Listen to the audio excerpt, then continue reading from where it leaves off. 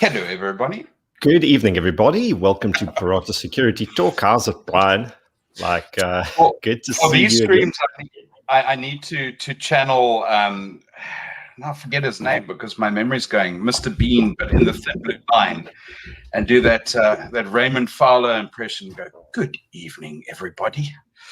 Well, indeed, good evening, and thank you guys for joining us. And yes, our commissioner, Lennit Max, is about to join us. Load shedding played havoc with the schedule this evening. I was load shed, and then the commissioner was load shed, and I think his power just came back on, so he can now join us.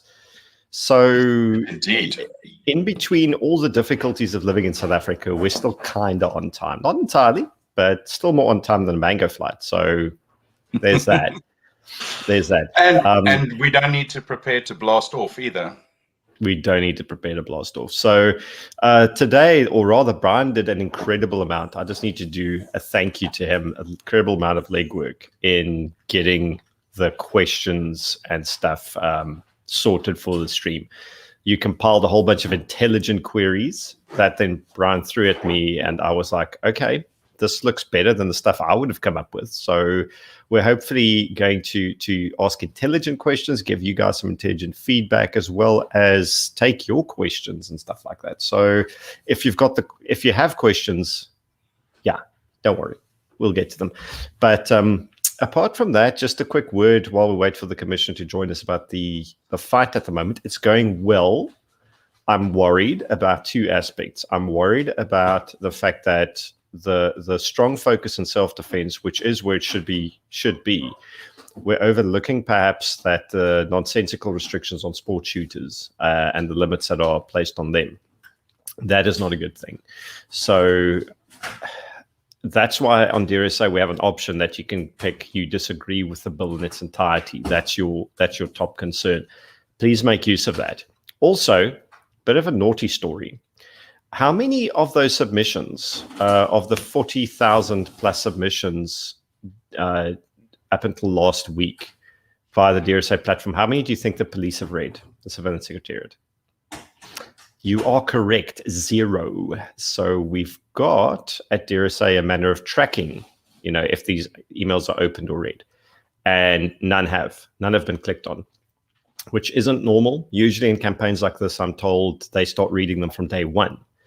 Now, it's also suspicious, and this is a cool thing of the platform, if you submit via DRSA and the mailbox is full at the Surveillance Secretariat as it is, your submission goes into a holding pattern. It keeps submitting until it gets through. So what happened... by email. Yeah, exactly. So what happened then is suddenly, the day before yesterday, on Monday afternoon, the emails suddenly, like 25,000 emails suddenly went through. So... one of two things happened. I would love to have seen the recipients of those. Sorry, that must have been epic. So they either found more disk space or server space at the Surveillance Secretariat somehow, or someone did select all, delete without reading them to clear the... Now, again, because we probably have a few more minutes. I don't know if our guest is in the green room. I have he's not point and then a question, right? So my first point is this: it's a sensible fundamental of any control mechanism, and ultimately, and let's put it this way: the police are a control mechanism, right? That's what they're, a law enforcement entity. A control mechanism should never be party to compiling the laws that it's meant to enforce, or the measures that it's meant to impose. Yeah. Right.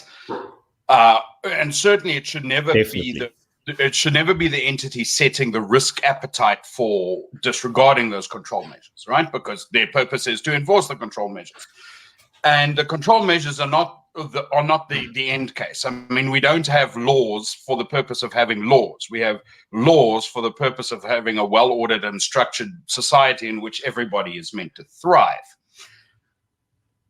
Now, given this aspect that they've owned onto themselves, the right to be a part of a policy maker and not just a policy implementer. And when I say policy, I mean law. Yeah.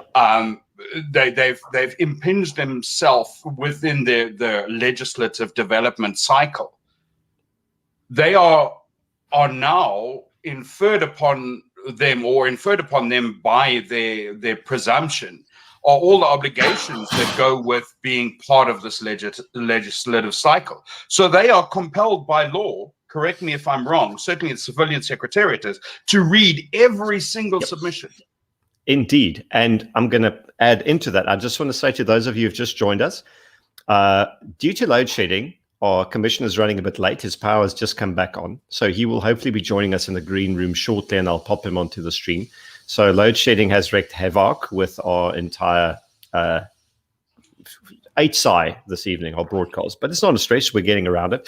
So yes, Brian. So if they didn't read those emails and they deleted them all, essentially what they're doing is they're sabotaging a constitutionally mandated democratic process, which is pretty serious, to the extent that I actually hope that's exactly what they did. Because if they did, we've got the evidence, we've got all those submissions on record, we've got 50,000 emails worth of proof of submissions that they deleted if they did that, which we can.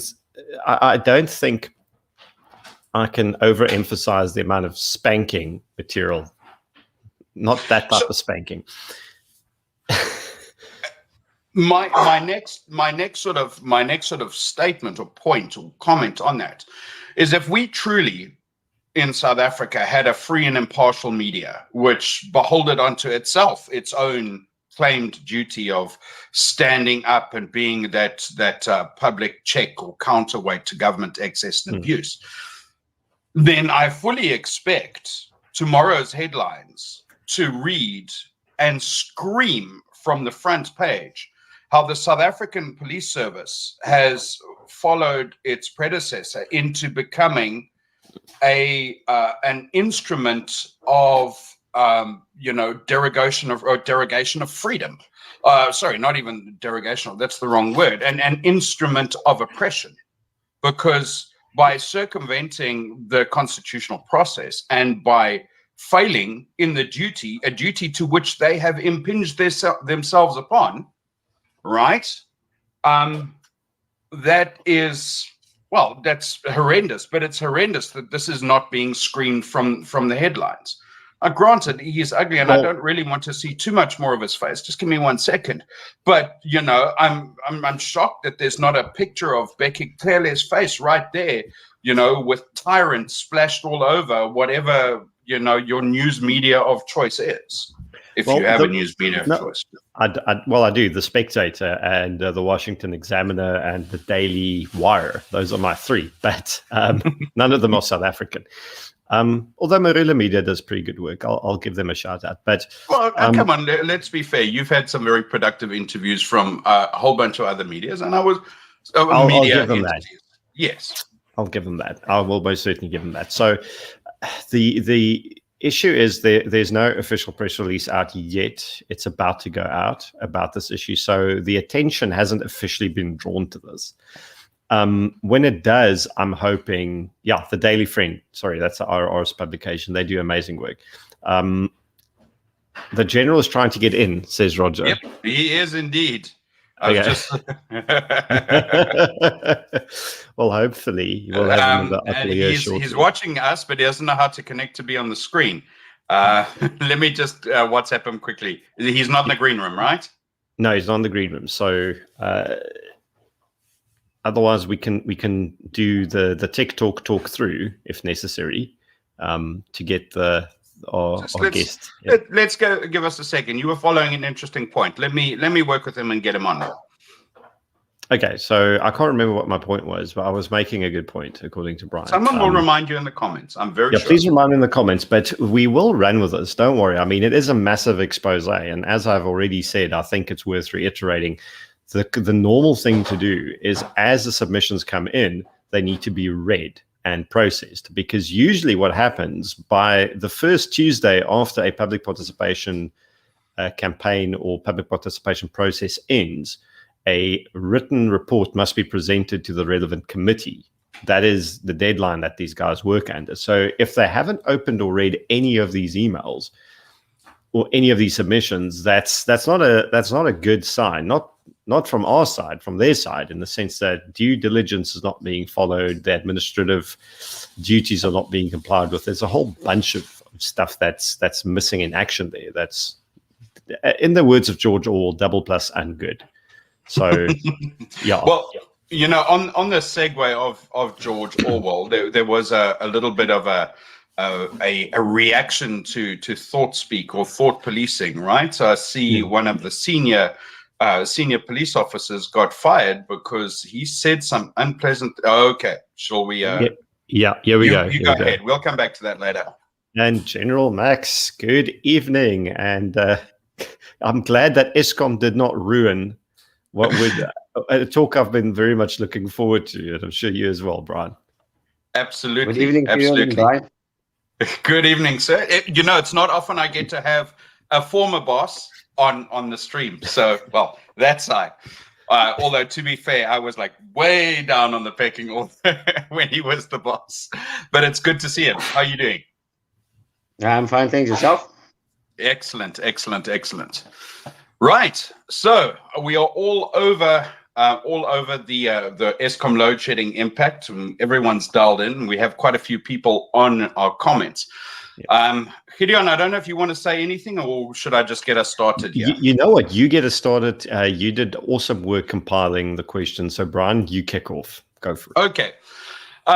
So our guest here, as we've said in all of the posts and commentary that we've had, and as we've kind of been introducing in the run-up, doesn't really need any introduction from me. He has had a very long and illustrious career. He's achieved a great deal of things, and it's very cool to be able to chat with him.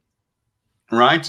You know, I can give you the highlights, but I'll let the man speak to himself, speak for himself as we go through. But suffice it to say, and I'm going to try and get this right because I did kind of practice it a little bit. So we have commissioner, and yes, I know I could use the term general, but you know, when you were the boss, you were the commissioner. So I'll just stick with commissioner. It's commissioner. Oh, we just lost him. Oh, okay. I think it was shifting his camera, and we lost him. We'll just okay. Oh, he'll come back. I'm sure he'll come back. I was going to try and get the whole sequence of everything right, because he's a commissioner and he's an advocate and almost a doctor. So you know, I'm trying to remember the whole process of the title. Here we go. Here we go. The good thing about StreamYard is you can always come back in. It is indeed. It is indeed. Okay, so let me summarize it. So we have commissioner, advocate, Lennit Max with us tonight. I hope I've got that one right. I really do, because I get confused. Is it rank and qualification or qualification and rank? No, it doesn't matter. As long as you don't confuse me with Rogers or with Roger Cedrus. Okay, I promise I won't confuse you with Roger Cedrus, right? Because you are a man of many talents, but he is somebody who beats pretty much most people in the photography department. So on that basis, I won't confuse you. Right. So as we're going through everything, as we get ourselves started, I kind of alluded to the fact that you're busy with your PhD studies right now. And again, could you tell me a little bit more about the field of study that you're currently looking at? Yes, I'm busy with my LLD, the doctoral in law, and my thesis is an assessment of the use of force by police, as well as the dwindling confidence on law enforcement in protecting human rights in South Africa. Oh. Now, could there ever have been a more pertinent body of study given what's happening in South Africa right now? I wasn't actually aware of those specifics of it, and it's serendipitous to say the least. Cool. So let me get started with the first one of the questions that I've put together. And as I've said, you've had a very long and varied career track.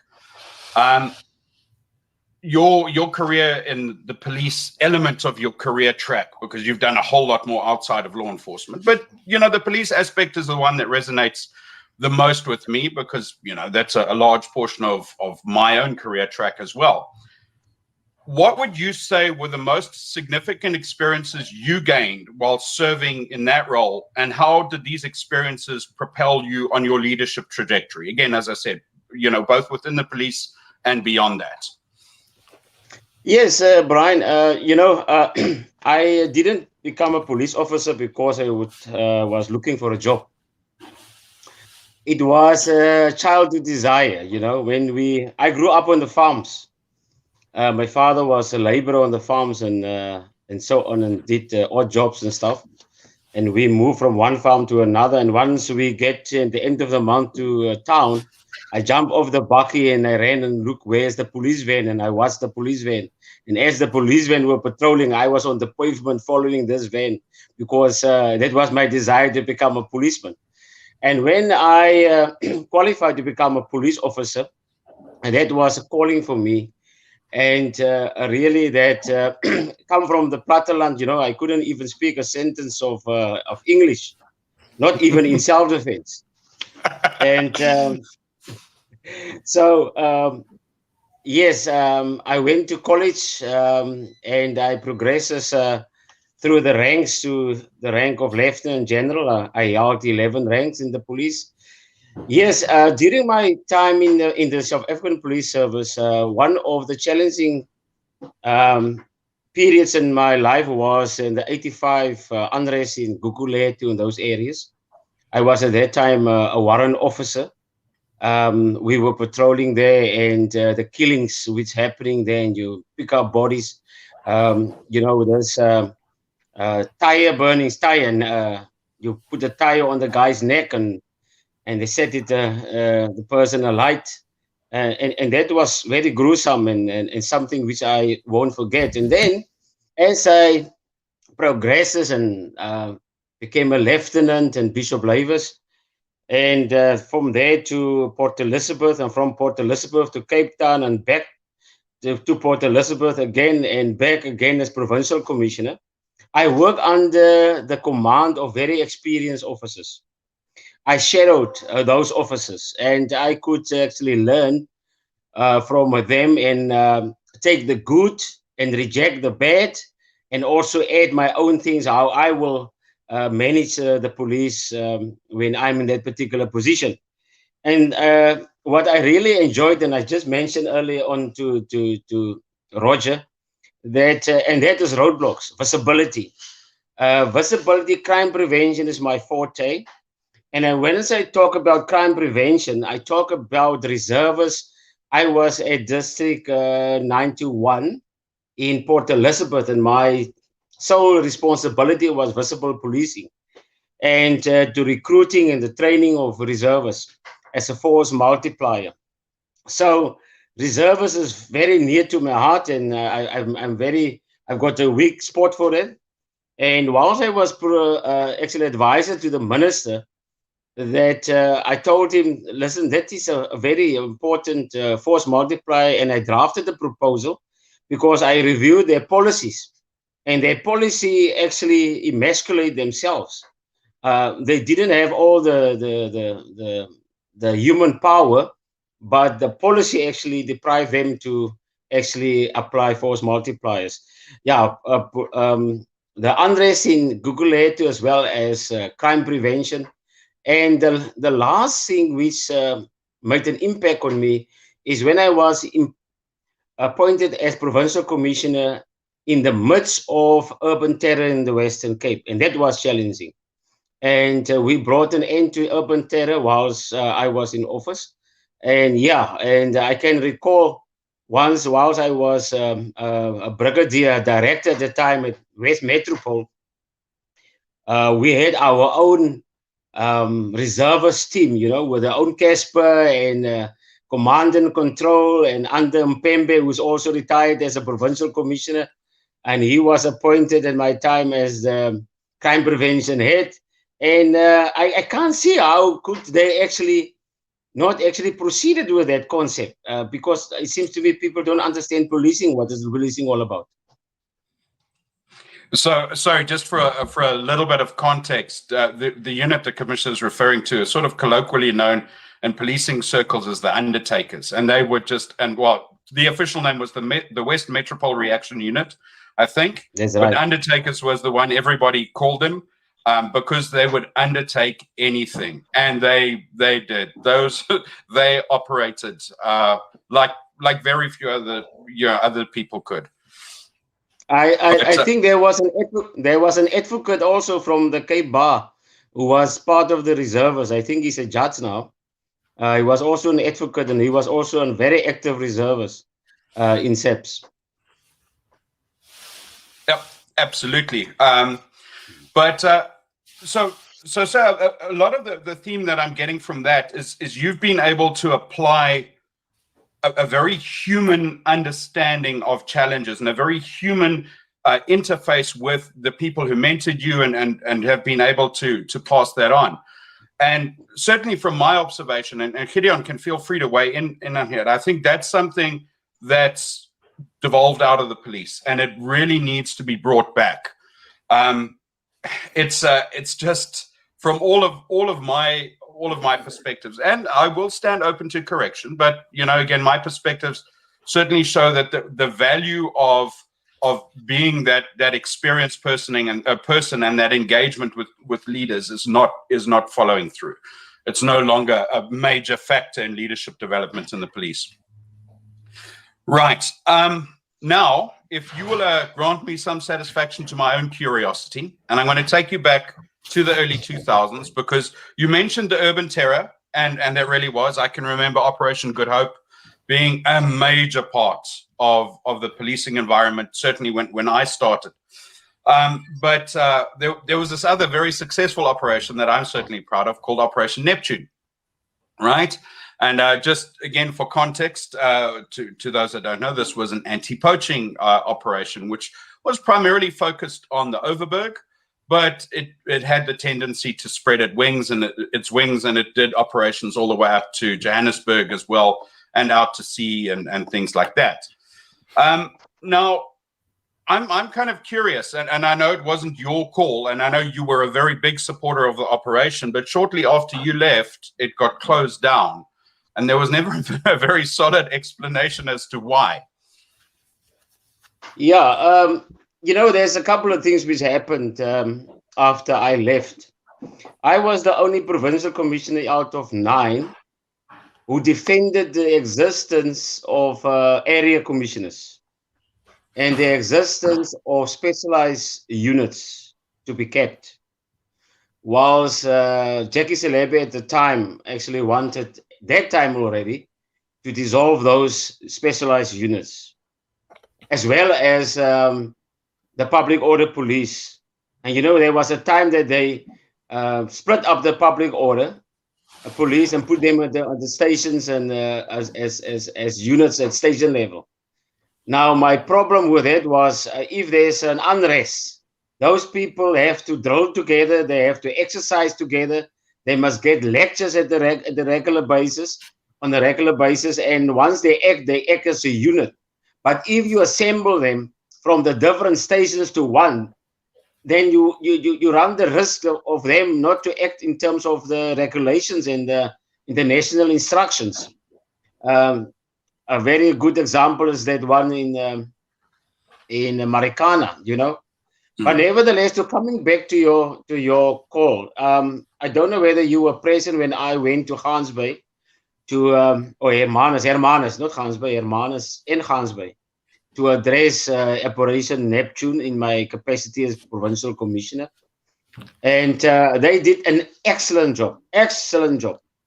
But the reason why they were dissolved, and that is what I alluded to, is that Jackie Selebe, after I left, because I was the only defender of area commissioner specialized units, and I think 3 months after I left, about 3 months later, they dissolved all the area commissioners, because his reasoning was, no, it must be at station level, and the Constitution doesn't prescribe to area commissioners and all that stuff. And I told him that when I was present and still there, that it is a managerial tool, and the Constitution is not going to explain and tell you everything how the police should be managed in detail.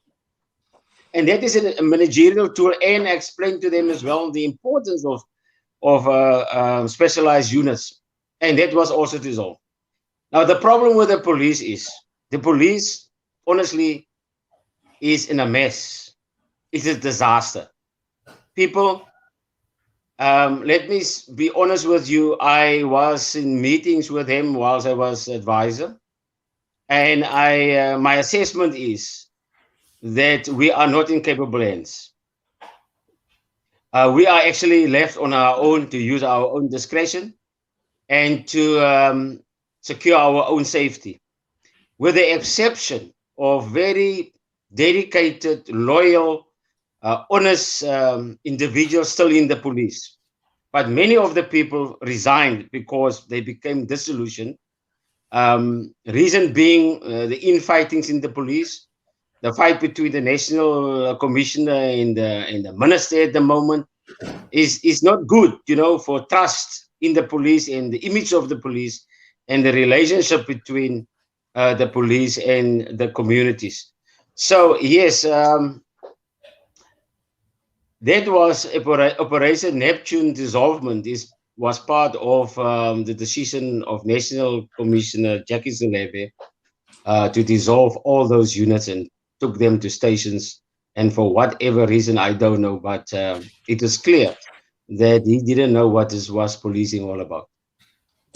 Absolutely. Can I try and ask an intelligent question? So my background is I have no clue about policing or law enforcement apart from what a civilian might know. But having been in this game for a while, I've become a bit of an amateur student in it. So what it does sound like is that there was at some point, probably still to this day, a very strong trend of centralizing control over aspects within the service that really ought not to be centralized at all, but in a way sort of federalized and left to the discretion and administrative capacities of people much further down the chain of command, because they are faced with unique challenges specific to either their geographic region that they operate in or the societies or communities they operate in, because you can't say that policing a community in Phalaborwa is the same as policing a community in the middle of the city of Cape Town. The challenges are very, very different. So that going hand in hand with something, Bryan, we're going to bring up is the Peelian Principles of Policing, where you have, I think the two most important ones that I remember out of the 9 principles is that you can only police a community with its consent, meaning you need that societal buy-in that it wants to be policed and preferably are policed by its own people. And secondly, that a police officer is nothing other than an ordinary person that has on a full-time and professional basis made the concern with law and order their permanent, how should I put it? I don't want to call it a career. It's something more than that. It's like their personal passion and concern. Anything from your side, they're calling. Anything from your side regarding if those elements have an impact on the present problems within the SAPS, Commissioner? Yes, Gideon, you're quite correct. The police is mandate to police the communities from the community. And the police is a product of the communities. So, and for that particular reason, you get the slogan, out of the community for the community. So that is the mandate they've got, and they police them accordingly. It is the centralization is there, definitely. I was interviewed this morning about 9 o'clock by ETV. I think 8 o'clock they will broadcast some of it, and ENCA will also use of it. And the questions which you people are asking me now was similar to what they asked me this morning in going to broadcast about reservists, the police management.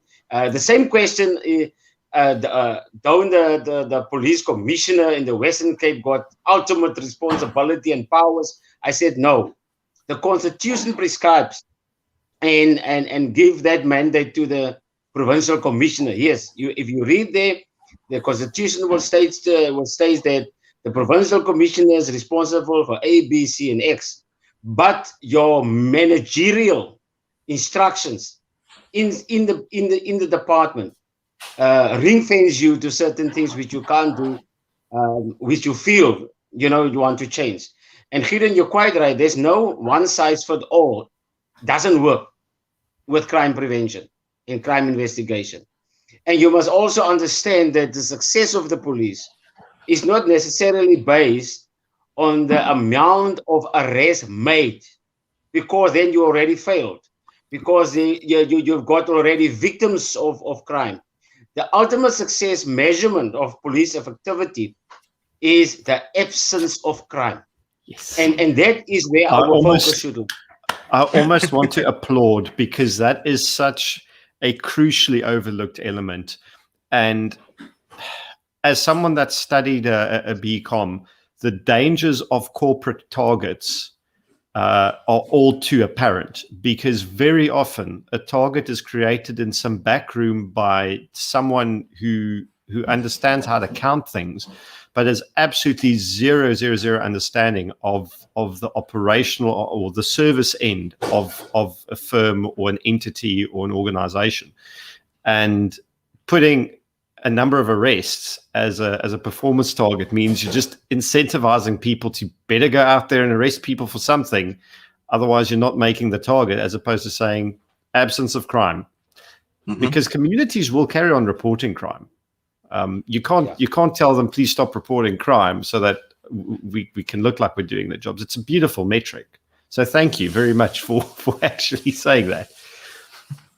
Yeah, and I suppose the argument, and that's one, again, that debating point that we've had here often, looking at it from the perspective of the security standard the security industry, is to stop setting minimum standards. And a target is just that. It's a minimum standard, right? Because all it does is encouraging, processes and management styles and incentive just to reach the minimum. Sorry, not incentive. That's the wrong word. Oh, absolutely. I'll second that one. But my point is that if you provide an environment in which you incentivize people to innovate, to learn, to grow, to develop, and to develop how they are doing things and professionalize and buy in from that passion perspective, then you create certainly what I experienced in my first years of policing. And I'll be quite honest. I mean, policing in the Overberg was a unique experience. I know you've had some insight into that. And it was made easy for me because I absolutely loved that community. It was a privilege for me to go out and represent that community in the calling of being a police officer. I love the community. I love the community of the Western Cape. I'm sure I would probably not have been as motivated to do that same sort of role in Johannesburg, possibly, or somewhere else where I didn't have that connection and that affinity with the community such as I do in the Western Cape. But anyway, let me, if I may, just touch on another point, unless there was something you wanted to add, sir. No, I just want to say, Brian, Gideon is totally correct. With the commission of a crime, there's two factors always present. The one is the desire to commit a crime, and the other one is the opportunity. And visibility eliminates the opportunity, not 100%, but in most instances. But there's nothing that the police can do about the desire to commit a crime, because there's a lot of other factors which plays a role in the commission of a crime, the social factors or other factors as well. But the police responsibility is to eliminate the opportunity to commit a crime. And it is where you come in with your community and community structures like neighborhood watches and CPFs, to fill that gap when the police are not present. And it's for that reason that we say that the community is the ears and the eyes of the police. But what you actually find nowadays is the community don't trust, because they don't want to be the ears and eyes of the police anymore, because if they go to the police and say that and give the police information. They go, some officers go to the gang units, to the gang bosses, and say that, listen, Max told me that you are smuggling with A, B, and C. And as a result, those people who they provided the information's lives is threatened. Jeepers. Okay, that's quite. So, again, I want to, and if you'll forgive me, just delve back into the structure which has helped create some of the shortcomings. I want to get your insights onto this. And this is something that started happening after I'd left the police, but because my wife was still in the police, that I had some firsthand insight into this. But, you know, there was, and there still is, I believe, a very strong sort of drive to take those civilian members in the police from the clerical and the administrative elements and to promote them into officer positions. And from that perspective, put them into a position where, you know, experienced and streetwise and very knowledgeable police officers are placed under their command and at their somewhat lesser capability and certainly lesser understanding of what policing is. Again, you know, coming to it from our now agreed perspective is that it's a calling and that it does require a great deal of first-hand experience into it. Now, I'm very keen to get your thoughts onto what you would do if you were the policymaker of the police today. What would you do from that perspective? You know, Brian, for me, it's a no-no. A no-no, not at all. I hate it, actually, when I see it. Because the NDP, the National Development Plan, envisage a professional police service. They go so far to propose that there must, the department must develop a code of ethics, professional ethics, and that the police officers should be tested about this thing. And those who fail must be dismissed. It is in the NDP. And if commission officers is not living up to or performing up to the standard, then they must lose their commission ranks. So that is what the NDP envisages. But currently, there is no exam for promotion as a requirement. You must get your 40% minimum in the college to pass your test and to qualify as a police officer. Then you leave the college and you are getting promotion to a sergeant, to a warrant officer, to a captain, but on the basis of your service years in the service. So there is no extra knowledge which you gain legal-wise to improve in your management or improve or actually talk and communicate with your public. We've got thousands of graduates, diplomas, degrees annually from universities and colleges. And these police officers have to communicate and interact with those learned individuals.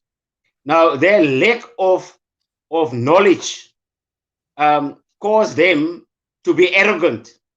You don't tell me what to tell me how to do my job. You understand?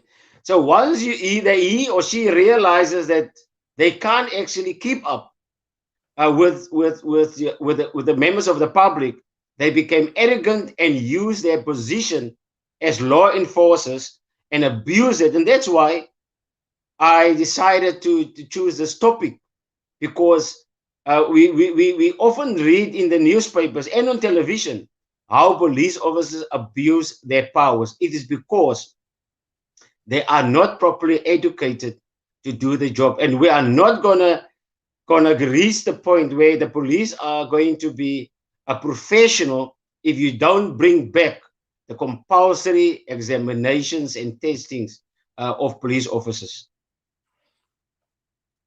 Oh, absolutely. Again, you're playing so much music to my ears here. You're almost convincing me to move back to South Africa and go and join the police again. Maybe if you become the boss again, right?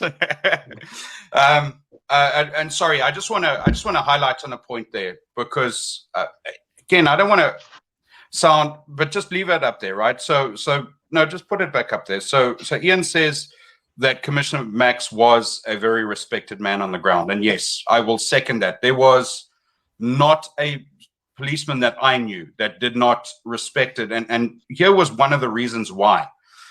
He was referring to when he came out and addressed members of Operation Neptune, and yes, I was standing there in the back of the crowd, and it's because of exactly that. There were, I can remember a really bad day in a town called Bredasdorp where we had a lot of riots, etc. And, we turned around and there was the area commissioner, Commissioner Daniels, and you were there as well, right? You were there, and we took a lot of inspiration from the fact that you would come out when stones were being thrown, when petrol bombs were being thrown, and when we were being shot at, you were there. And that's one of the sort of reasons why you were so well respected. And I think that ties back into one of my concerns with regards, especially that thing about clerks and admin personnel getting promoted again beyond their experience level and put into positions where they are leading people dealing with that. And hearing you sort of highlight out how that contributes to the arrogance is incredibly, it resonates with me a lot. Okay.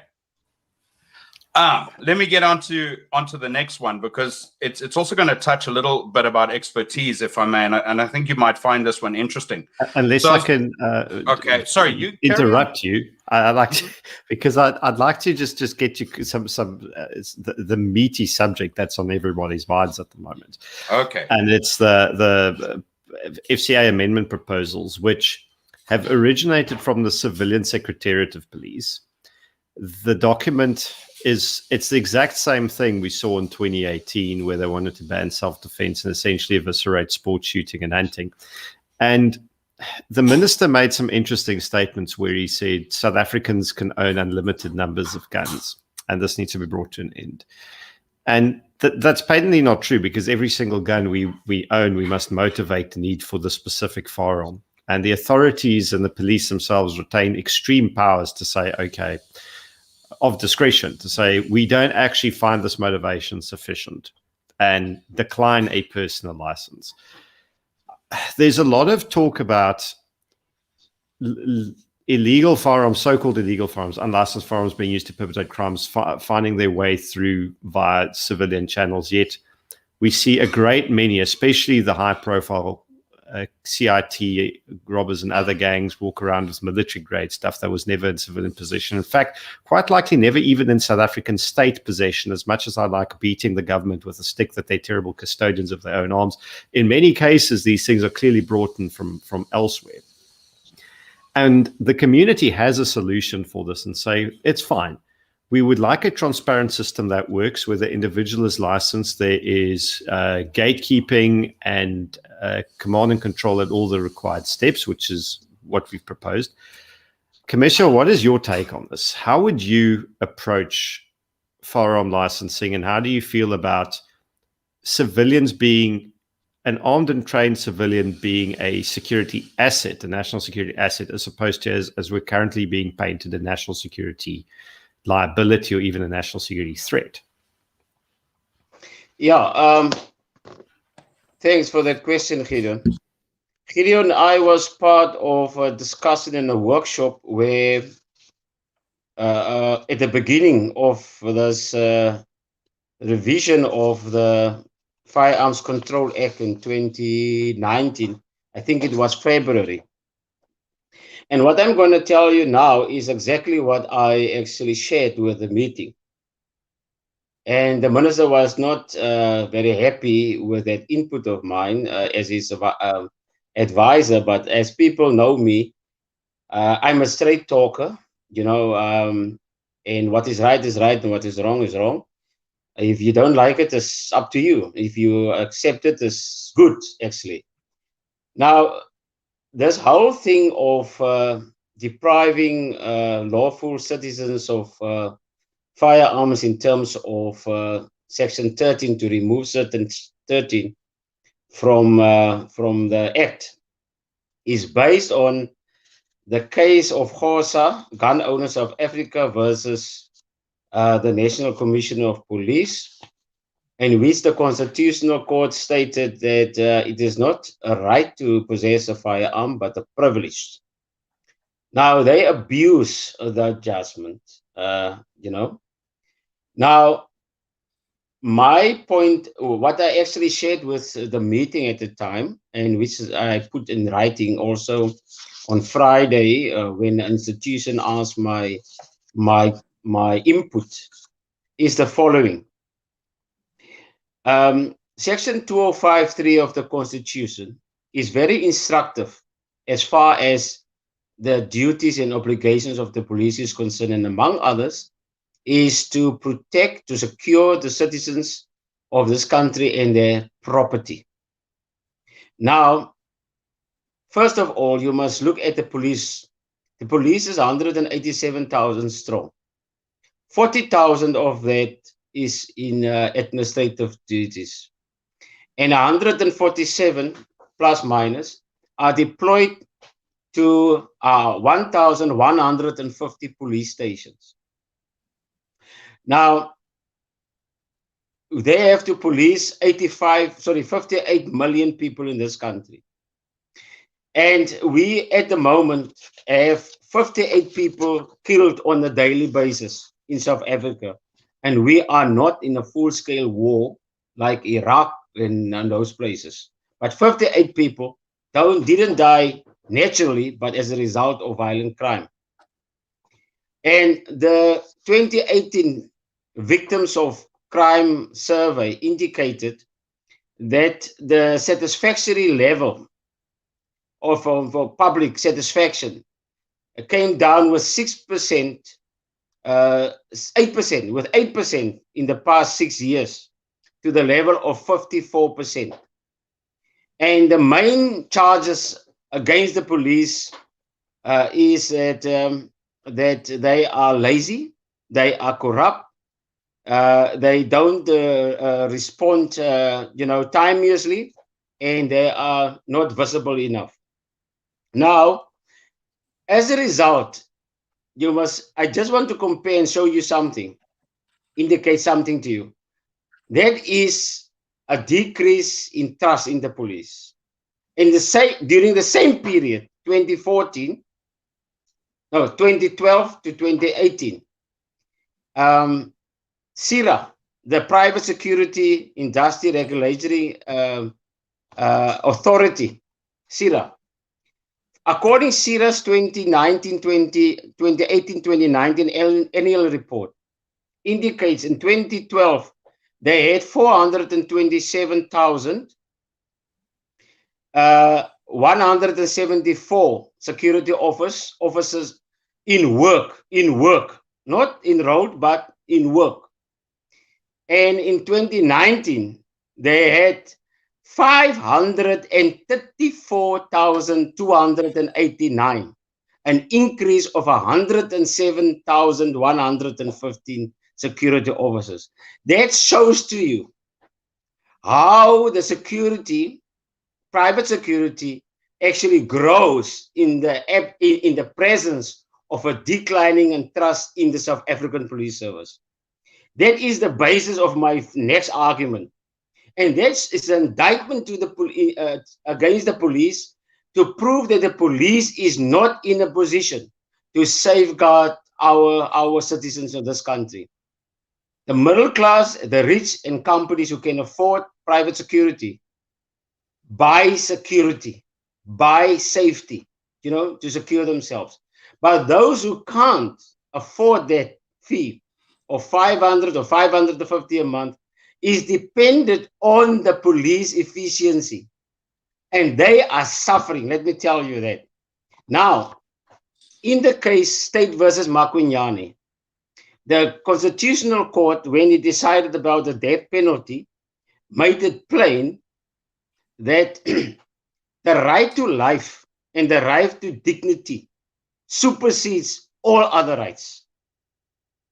It is unqualified. Unqualified. In other words, it cannot be ring-fenced. So what I'm saying is, Your right of private defense was also endorsed in the same case, in the same judgment on private defense. Now, if it is a privilege, the so-called privilege, you cannot deprive lawful citizens from an opportunity to apply for that privilege. Similar to those who do sport short shooting or hunting. You understand? You cannot equate and security officers who escort money, which is replaceable, with firearms. But you are deprived from a right to access a firearm to protect the most important human right, and that is life. So the equation there is unfair and it's unequal.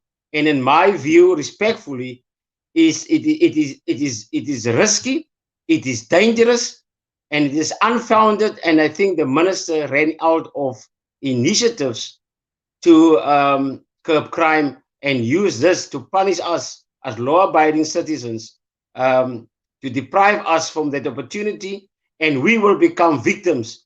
In other words, we are on our own. That says it all for me. I want that as like a clip. Yeah, I want that as a clip as well. That's beautiful, because that actually, I've got no further questions, Your Honor. That covered the bases beautifully. In fact, what I think we should do is we should take this out and we should just make it a ringtone, right? Yeah, that, you know, the old-fashioned way, you have this as a ringtone. Sorry, I just want to go back. So quite a few people have said, you know, Commissioner Max for Police Minister. I'm going for President, but okay. Well, if we get an independent Western Cape and Republic, that's definitely up for the running. And I think after tonight, you're going to have a significant segment of those votes. So, you know, I'm really appreciating this stream on so many levels, not least of which is because this is a master's lesson in leadership and organizational structuring, etc., which is something I'm very interested in. If I can ask a question quickly, right, which is just going to take us. Sorry, Gideon, are you okay if I ask a question? Okay, cool. I just want to take us into the technical aspects. Because I was chatting with a friend of mine who's also here in the comment section. He's a current police officer and he's a forensic expert, and he wanted to know, you know, he wants to take sort of a personal platform or an initiative to address a lot of the misconceptions that the public have about forensics and about the capabilities of forensics, especially when it's sort of fueled on by unschooled leaders within the police. Right. What would you think of having that sort of platform where subject matter experts can engage directly with the public, maybe independent of management level? Would you think that is a viable opportunity, especially for like really sort of specific aspects? And we're dealing with forensics now, but it could also devolve out to the cyber crimes bill and things like that. Sorry, I'll shush and let you answer that. Yeah, you know, the communication is the ultimate vehicle of informing our communities. And if there is a misconception about it, I think like any other interaction or imbizo which has been conducted, you know, about crime prevention or people complaining about lack of service delivery. When I was the MEC for the Western Cape on community safety, I had meetings from the different departments present, like correctional services, police, the NPA, you know, to explain to the people why cases has been withdrawn, what happened to cases, but not to discuss individual cases, but why they do certain things so that people can understand. And in correctional services, why is there a parole system, and what requires the management required to leave somebody, and who's responsible to agree and to consent to the parolee to go out on parole, as well as in the police. And I think similar sessions needs to be addressed and on various platforms about forensics. You see, forensics is a responsibility in terms of the law, the Criminal Procedure Act. The police are bound actually to deal with that specifically because there's certain requirements, and only the police are authorized in terms of the law to provide those evidence in terms of crimes on a crime scene. However, the defense can appoint their own forensics teams also to counter the police findings in terms of what was found on the crime scene. And in that case, in my view, is that there should be a venue or vehicle or some sort of memorandum of understanding between the private institutions which deal also with forensics and the police to see how best can this be communicated to the broader public and how best can they work together, you know, to fast track certain forensic evidence in speeding up the finalization of cases. Yeah, that would be awesome. And again, you know, I'm fully with the communication is the basis of all good cooperation. So again, Gideon, I don't know if you want to weigh in with anything else. I'm looking at the time and we're running out. And I do have one more question I want to definitely ask. But is there anything more you want to add? I've asked the ones I was really interested in, and the commissioner nailed those responses. So you go. Yeah. And again, you know, it's kind of difficult following on from what he said, you know, when he gave that comment. Okay, sorry. So Gregory has a question. When you're attacked by an armed criminal and you shoot and kill him, why are you charged with murder when the standing orders clearly state that it must first be an inquest investigation to determine legality? I don't think that's 100% correct, but I'll let the advocate speak. Yeah. No, it's just a process. It's just a process that which needs to be followed. It's not to say that you are going to be charged. The case have to be registered for murder because somebody died.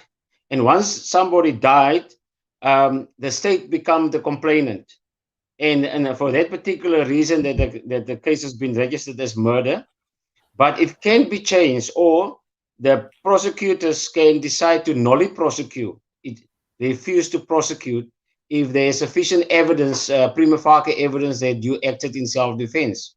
Now, self-defense is a special plea, and it put the onus on you as the suspect, you know, not to prove beyond reasonable doubt, because that is the test for the prosecution. It is on probabilities, which the case is going to be decided when the onus actually shifted to you as the accused party. But that is just the process. But make sure that you can defend yourself and your evidence is sufficient to prove that it was the last resort. Otherwise, it's your life or his life. And the favor of life is always on the side of the victim. Yeah, to add to that, as someone that has been in a defensive shooting, it's exactly what happened to me. I was never arrested. I was never charged. A murder docket was opened, and I think a lot of people sometimes, I'm not saying it's the case with this gent who asked this question, but a lot of the time people confuse the two and say, but why was a murder charged? It's like, well, no, the person wasn't charged with murder. A murder docket was opened.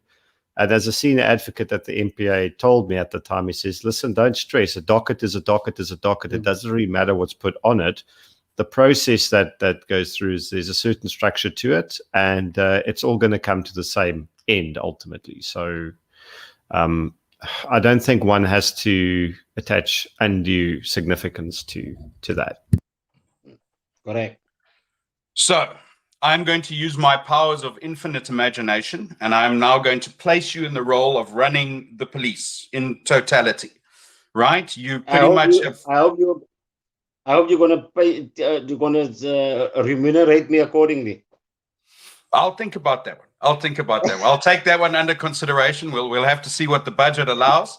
Okay, there'll certainly be lots of tea. I can promise you that. Tea and coffee will be unlimited. Okay, so I'm going to put you in that role, and I'm going to ask you a two-part question. The first is, what would be the first 5 things that you would change? And would taking the administrative role of managing the firearm license process away from the police be one of them? You know, the first thing which, in my view of what I have seen in the police is you must get a department which you call, professionalism and standards, a department. Then your command and control, an assessment of the competency of each and every commander, your station commanders and those in supervisory positions, and obviously bring back the compulsory examinations of for promotion. And the firearms thing, let me tell you, some people make self-inflicted problems because there's basic things. The firearm problem which we are currently facing is not insurmountable. You can do that electronically online. There's proposals from HOSA and all this. The thing is, some people are just arrogant. They don't want to accept that somebody else, which they see as opposition, to accept their proposals. Then they feel inferior. They feel that they have lost the fight against these people because they accede now to their requests and proposals, and that is the ultimate proof of stupidity and arrogance. So the thing is, there's an easy way to deal with this without actually, disarming us. And of course, procurement in the South African Police Service, because there's a lot of accusations that people are corrupt and you have to clean up. But when I become the National Commissioner of Police, as similar to what the head of the NPA, Shamila Batoy, is appointed, I must have free range to appoint my team and not to inherit those dead wood who's sitting there. The lights are on, but nobody home. Well, that was epic. I thoroughly on board. So let's make sure that you become the next commissioner. Well, I don't know if we can have any influence on that, but I hope that maybe we should ask DRSA to do that campaign as well. Hell, I'll tell you what, we'll run that one. And then Roger asks the Brian, can you do Roger's voice? I can't. No, I can't. But I can do my voice, right? So he wants to know, would the general still recommend and endorse that people do their firearm proficiency training, right? Because his observation is that many have cancelled this based on the new, he calls it a law, and it's not a law, it's a proposed amendment. It's a bill. Yes, it's a bill. For input. Mm-hmm. Yes, which they haven't read, by the way, sir. We understand that the police have declined to read the public commentary, but I will shush and let you answer. Yeah, there's, according to the newspapers, there's about 17,000. Last week was about 17,000 inputs received from the public, objections, and I hope it's all objections. It's only Gun-Free South Africa which is actually campaigning against us. But I read in the report the questions that they answered. I think they are totally confused and they don't understand what gun ownership is all about. This thing is out in the public domain for comment. It's not a law as yet, and there's no reason for people not to go for competency tests, because this can be withdrawn, that proposal, when they see that there's alternatives towards what they want to achieve, and without disarming the people. And especially, I think they must realize that they are not in a position, the government is not in a position to protect the citizens of South Africa. And that is in any government's prime responsibility to protect its citizens. And that is problematic. At the end of the day, if they pursue with this, which I doubt with this possible amendments and proposed amendments, then we as citizens should, sue government with a class action, because they are not executing their constitutional obligations. That is awesome. I think you should put that on your. If we could only elect our commissioners, that would have been a great way to run that campaign. That would be very cool. I would like you elect sheriffs in the US. I'd be behind that one. But on that absolute mic dropping bombshell, we are 5 minutes over, and I don't want to keep you gentlemen any longer. But Commissioner Max, if I'm not being presumptuous, we would love to have you on again anytime. It was an absolutely fantastic talk. I learned a lot. Brian asked very intelligent questions, which you usually don't do on the show, Brian. No, I'm kidding. I'm usually opinionated, right? Well, so am I. But it was fantastic. And to the audience, thank you. You guys also came with some really good comments and good questions. And if anything changes, and if Commissioner Max is ready to run as national commissioner, or he is hopefully presently doing exactly that, we would. We're here. You can pick our brains anytime. What's left of them. And I'm looking forward to an opportunity to reading your thesis. I really am. Okay. And thank you again very, very much. Okay. Welcome. Awesome. Thank you. Bye-bye. Thank you, gentlemen. Have a good evening. Bye-bye. Bye.